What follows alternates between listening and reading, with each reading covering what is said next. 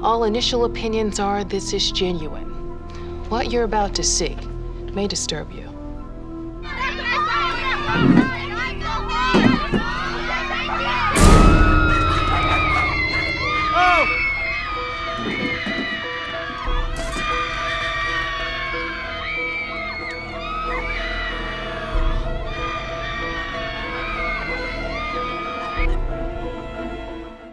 Welcome, people of Earth. Nanu Nanu.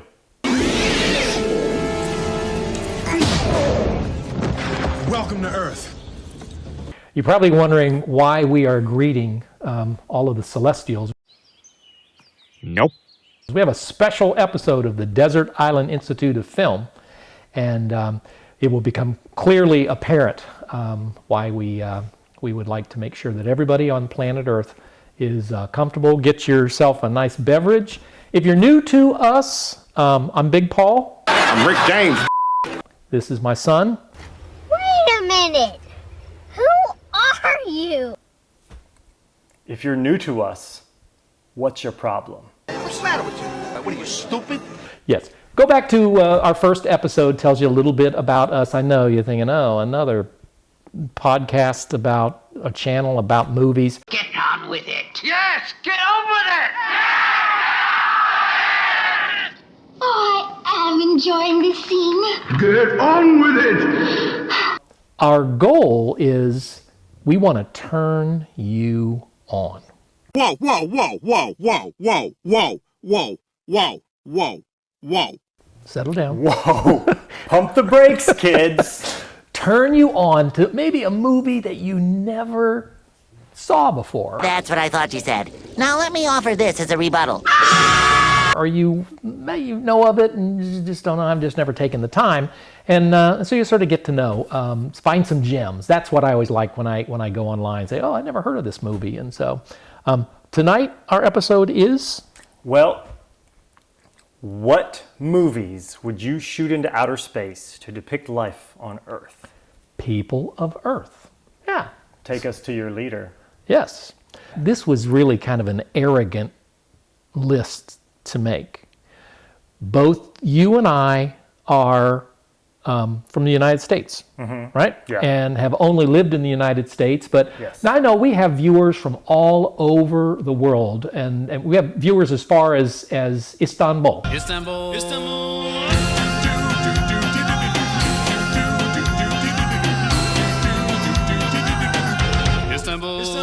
We are a product of our culture of the United States. And so it was hard for me to think, like, I bet you if folks, our friends in China or our friends in Germany or wherever Or would come. Sweden, ja. Sweden, ja. Horna, gorna.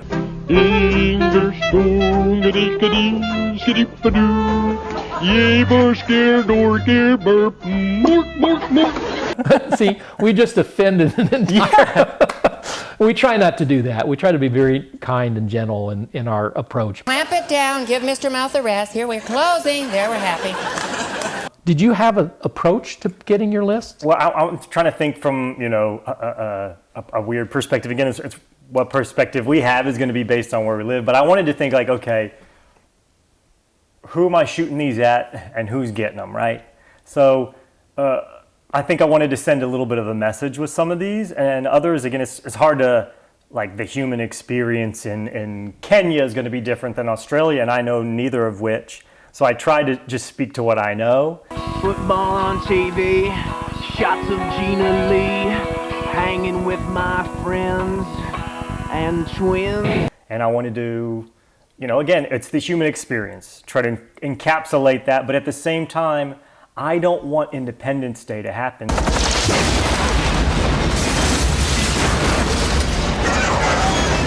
And so I don't want to piss them off. It's interesting. I think you and I did the same thing.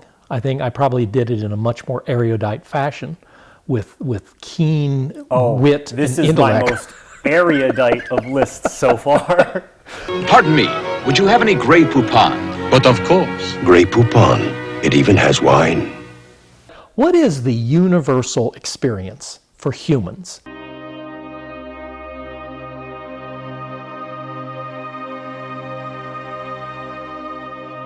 And so I thought about what are the things like, well, love, and so that's an important human value.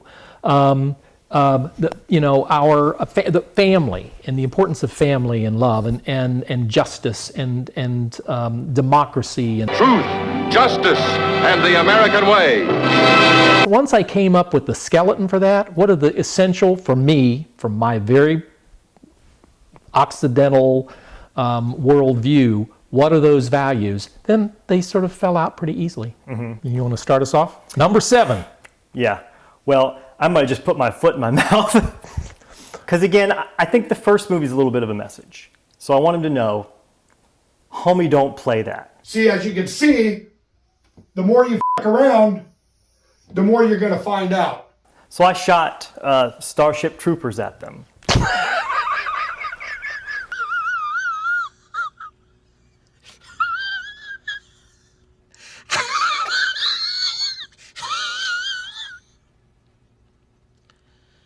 First of all, Casper Van Dien, Neil Patrick Harris, I mean, the casting is like erudite. I was inhaling the air to say, this is erudite? Jake Busey is in it. Wow. It is the creme de la creme. And the Oscar goes too. It was a heck of a year for movies that year. I just want you to know. That's why I didn't win an Oscar. I want him to know. F around and find out. I tried to make all the movies that I picked to be realistic. Mm-hmm. So it wasn't like, I'm thinking like if there's an alien race out there and we show King Kong, then they think that King Kong really exists, or they think insects really exist. So, but I get that. There's the movies that I grew up with, aliens were always to be feared, right? And it was Spielberg who came out with E.T., where no, they're okay. They're kind of nice. So you are sort of, this is dipping back. You view alien races as something to be feared and to defeat, as opposed to something to no, just in case. All right, mine, pure and simple, number 7, Planet Earth. I thought about that. That was a cop-out, though. And it's really just, this is a beautiful planet. What's wrong? You don't like Mother Ocean? You couldn't do Blue Planet? You don't like fish? No, I think they're delicious. Long John Silver's. In Long John Silver's Fish and More Dinner, you get 2 crispy fish fillets, golden fries, crunchy hush puppies, and fresh coleslaw. Sorry, I'm a vegan, so... You don't eat fish either. No, I don't. No, I just think that this is a staggeringly beautiful planet, and we're doing everything we can to screw it up and tarnish it and make it look. It started out as Eden, and it's still beautiful. Trust me. And the travel that I have done to other countries is it's something to just behold. And so I wanted to just celebrate that. That's my number 7. I love the planet. I love the variety, and it's everything from oceans to rivers to mountains to fields to it just really and the amount of wildlife is amazing. Mm-hmm. So nothing else to say about that. I get it. That to me, that's like a safe pick. That's like drafting a quarterback first overall. It's a safe pick, but it's probably not going to get you the victory. I just want you to know that. Okay, just not erudite enough for me. Okay, just wanted you to know. Well, don't ask me to spell that because I wouldn't want to, hurt your feelings. Let's hear it for Starship Troopers. Number 6. All right, so now it's the human experience. Okay. We want to get along.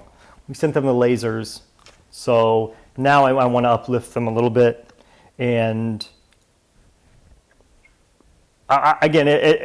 Starship Troopers was a message, but now I really do like a lot of these movies, I think, are movies that have high emotions to them because, again, it's the human experience about emotion. So this one is, the best way to say it. It's not just because it's about music, but it's Amadeus, the movie Amadeus. I like it. It's sort of, I don't know, the guy Salieri telling the story from, as the movie progresses, you see that he kind of didn't like Mozart. Maybe at first he thought he was interesting, but he didn't really like him. But come to find out that he really did care about him in the end. It's just sort of a weird lesson that comes with that story. But on top of that, it's beautiful to look at. Great music, great cast. I hear Amadeus laughing in my sleep.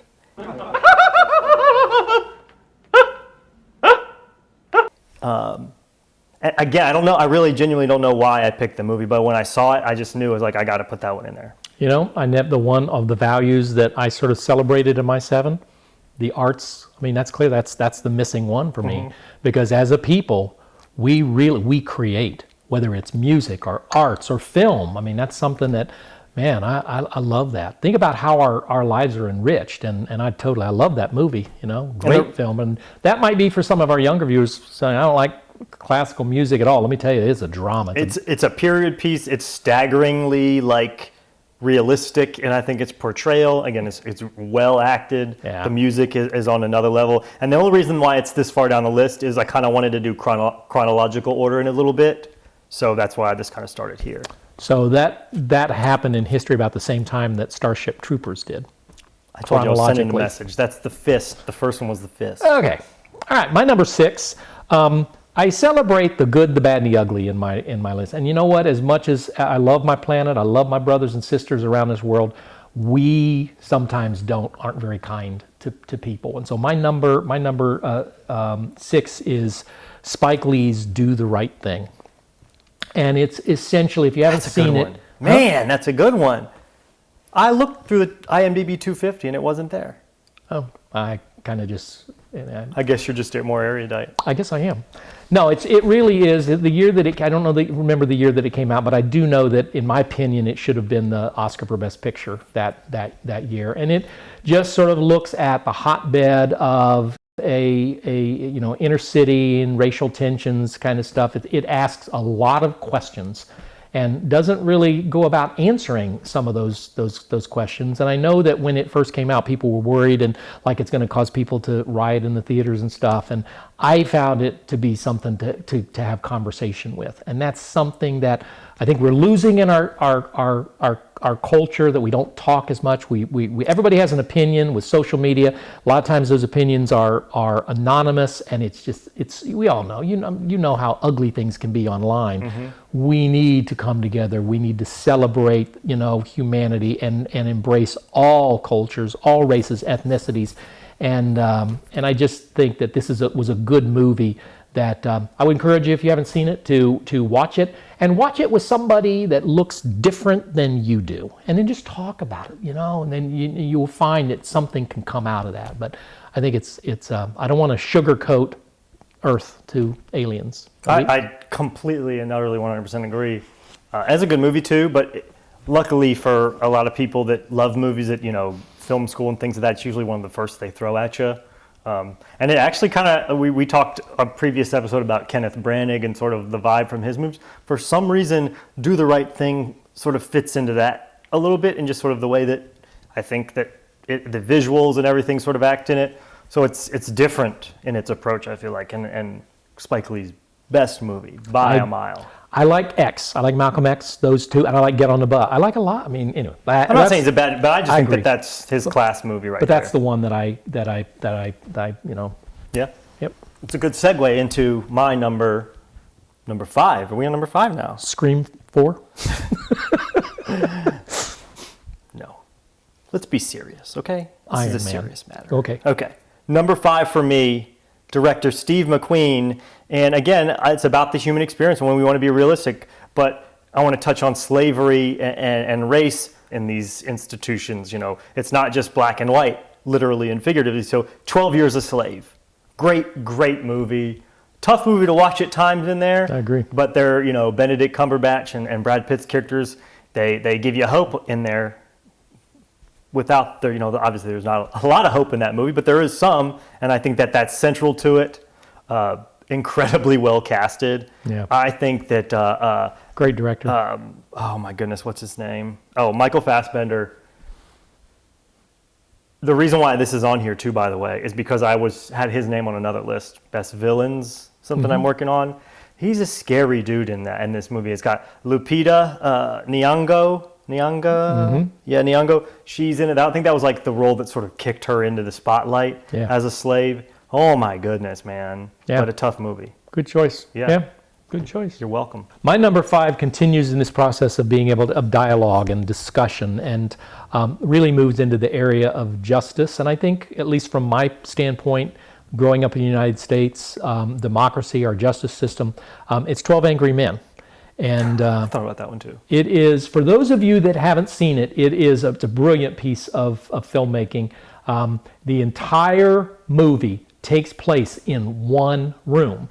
And that's a director's nightmare. And it's a jury, and the entire deliberation for a case happens with that. And Henry Fonda is the one holdout. They're all ready to convict this kid in the other 11, and he's like, no, I want to talk about this. And one by one, he just sort of engages folks to, I don't want to spoiler alert anything, but it really is on the edge of your seat. And I think it's what makes humans, and at least people in the United States, so how valued is our ability to be able to work together to solve and change our opinions and recognize our own biases. Yeah. It is 12 Angry Men. They remade it, didn't they? There's a black and white, and then one in like the 70s. I don't know the date. The one I'm referring to is the black and white. Okay. That's what I figured. They've redone it. I think they even did a television version of it back in the 60s. But I would encourage you to don't do the remake. Do the original. Always go to the original. Yeah, another movie that they do in film school a lot. 12 Angry Men, and for good reasons. I think it's a good lesson in storytelling. Yes. And I think some people would think like that movie takes place in a room, and that's probably really boring, especially, it's black and white. But it's actually a pretty engaging movie once you give it the chance. Yep. So I do say to the young people out there that don't believe in black and white movies, How do you do, fellow kids? it's not a bad one. It's really not. And it's not super long either. On that same note, if you black and white movies that are accessible, Cool Hand Luke is another good one. I like that one. What we've got here is the failure to communicate. And now I'm mad that I didn't put that one in this list. Okay. All right. So my number 4, this is probably the most difficult movie to watch on my list, and this is the one that I've seen the most recently. Human Centipede. No, it's it's way scarier than that movie. It's a 1985 war drama movie called Come and See Me. Have you heard of it before? It's about a little boy who gets a rifle. It's in World War II, finds like a rifle and decides to join a militia for Russia against World War II. And it basically, you then sort of Forrest Gump style see the war through his eyes. It's tough to watch because they do not pull punches. It is very extremely realistic in its portrayal. It's not like, Saving Private Ryan's really realistic, but even that pales in comparison to the realism of this movie. And you can watch the trailer and you know that you're in for a compelling movie, but a difficult movie to watch. See, I just found something. I mean, that's what we're hoping that you find something. Never heard of it? It was released in the U.S. just in 2020. Wow. But it was shot in the 80s. And what's it called again? So it's called Come and See Me.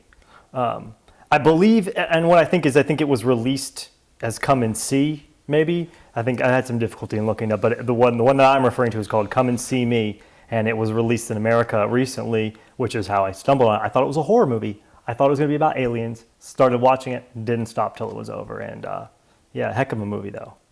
Well, it's interesting that you mentioned, because my number 4 is Saving Private Ryan. I kicked Saving Private Ryan off the list for this. Yeah, and so we're kind of in the same mindset. I mean, we do have humans fight, they war. I think what I like about this, and what the message I would want to send is, for some reason, and I know people that boomers get a bad rap. I think all generations get somewhat of a bad rap, and I kind of like to think of my generation as being the greatest generation. Pop culture, I mean, we had Woodstock and music and the Beatles and, all that stuff, just things I'm real engaged in. But I think the argument can be made that the greatest generation was the World War II generation, and the sacrifices that those men and women made. We are enjoying the benefits of that and don't even realize what they did. And Saving Private Ryan really does talk. It shows you heroism and it shows you dying with honor and sacrifice. And it just is a brilliant film that it shows the best and the worst of humanity. It really does. There's some good life lessons to cling on to in that movie. And I mean, that's, again, like I said, that I had that movie on this list until Come and See Me, and it just, maybe the freshness of it, Yep. but the brutality of it. But again, yeah, Saving Private Ryan, that's just an extremely good movie. You talk about the reasons for it. Normally it's a war movie about, oh, we got to defeat this, but this is about sending a kid home. Yeah. And then about the kid won't leave at the end. I mean, it's a tough And yet that movie. last scene says, did I earn this? Yeah. It's like, not a dry eye in the theater. Oh, and the fade into the old man's eyes, man, that's some cinema right there. Good. All right, what's your number 3? All right, so now we've gone past a lot of the difficult stuff, so I'm getting to more uplifting things now, things that I enjoy more. So number 3 is, and I'm not sure if you've seen this movie, because I know you said that you never saw Seven Samurai, is that correct? Right. Well, this one is 13 Assassins. Maybe this is a mid-list movie to reaffirm to the aliens that, yes, we can still kick your butts. We have guns now, these are swords, but honor, discipline, period piece, that helped. I wanted to get a little ethnic in it. This one, Japan, again, wanted to get historical, sort of encapsulate things, and I think I could do a good job of encapsulating a lot of that with this movie, while also hitting on, again, major themes of honor and family and things like that, which are important. I never saw that coming. And actually, subtitles. We are kind of like, we were both in a war film, for the number 4, and you picked 13 Assassins. I also picked a 13 film. My number 3 was Apollo 13. Isn't that kind of weird?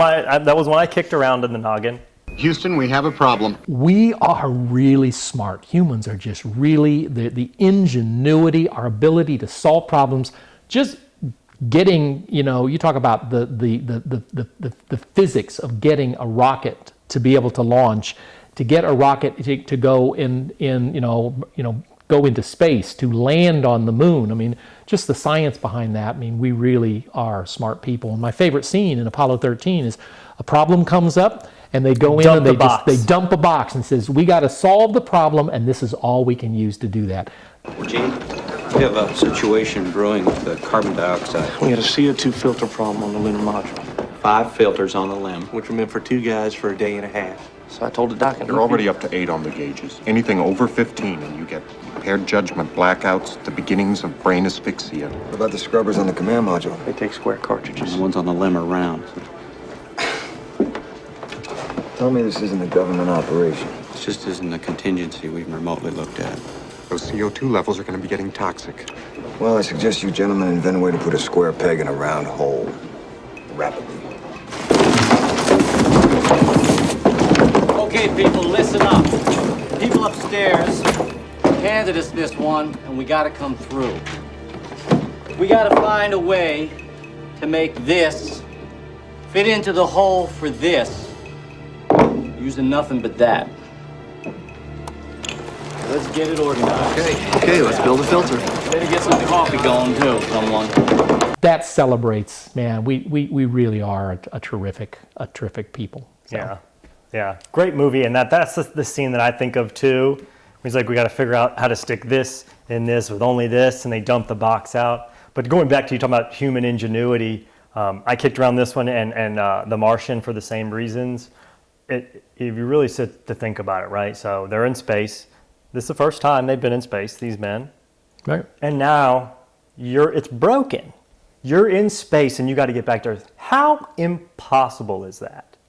Because it's not just about getting back to Earth. You'll burn up in the atmosphere if one little tiny thing is wrong with that spaceship. Yeah. Crap. Oh no. My feet's staying on Earth, connected to the ground. So, number 2, American Beauty. Bam.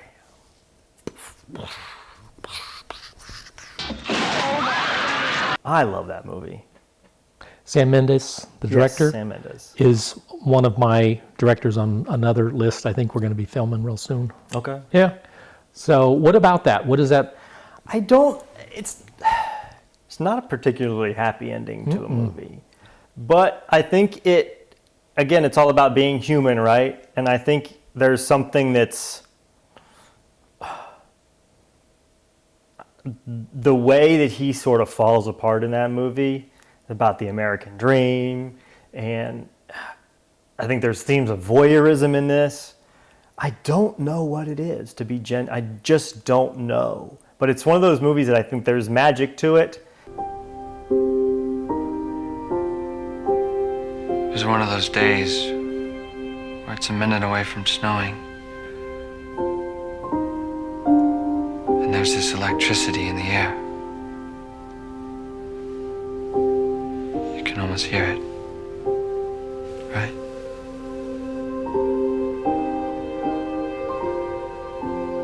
And this bag was just dancing with me. Like a little kid begging me to play with it. For 15 minutes. That's the day I realized that there was this entire life behind things. And this incredibly benevolent force that wanted me to know that there was no reason to be afraid. Ever. Video's a poor excuse, I know. But it helps me remember.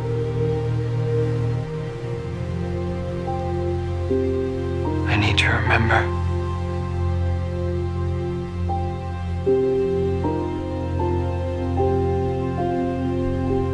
Sometimes there's so much beauty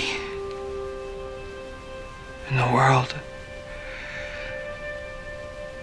I feel like I can't take it. And they make fun of it in Not Another Teen Movie, the bag blowing in the air. But it is. There's just something strange about this movie that makes me like and enjoy watching it. And I just want the aliens to enjoy it too. We are really, and part of this might be who I am as a person and who you are as a person. Mm-hmm. And because, we talked about comic books, and I love the Christopher Reeve's Superman, and it's garish in terms of the colors and all that stuff, and we've gone back, they won't make Superman costume anymore, it's always got to be this muted blue and muted red. Mm-hmm. But I like that they say he's like a Boy Scout, truth, justice in the American way, and you were much more in Marvel, which was always growing up was a lot darker, and Spider-Man was dark. Try to be a little more edgier. And I'm just more kind of just sentimental, I think. I mean, it might be just a difference in our generations, because my number two, I wanted to celebrate sort of family, and I wanted to celebrate love, and I wanted something proud of, and it's Love Actually. See, I've only seen that movie one time, but I know how much you like it. It ended up on my list because I thought of it, and I'm thinking about love and themes, and I know that's a good movie for that because it's got a big cast, different stories in it. It shows love, different kinds of love, and there's sort of father-son love, and there's husband and wife love, and there's ex-husband romance. and ex-wife. Yes, and it just really is. It's kind of a perfect Christmas movie to watch. The stories lines. I mean, I love the one with the prime minister and the president. And the maid. Yeah, kind of stuff. It's just a brilliant movie, and that's what I liked it. I always think about what we do positively, and not so much the things that we screw up in our world. But love is good. Love somebody. You people out there, you're loved. Find somebody to love and show people love. Right? Yeah. Whatever you just said. Okay. So we're now. But he is very, very correct. If you're a guy out there and your girl you need a date night movie, get this one. You won't be disappointed in terms of your decision, and you'll get the brownie points for date night. Right. So, yeah. And this is where we show the screen. 1-800-DATE-MY-SON. $18.98 plus $4.95 shipping and handling. Fresh delivery available. Call now. Operators are standing by. All right, number one. Numero uno. And I will definitely say that it's probably because I saw this movie again. And I don't know if I mentioned this on the show before, but I mentioned it to you.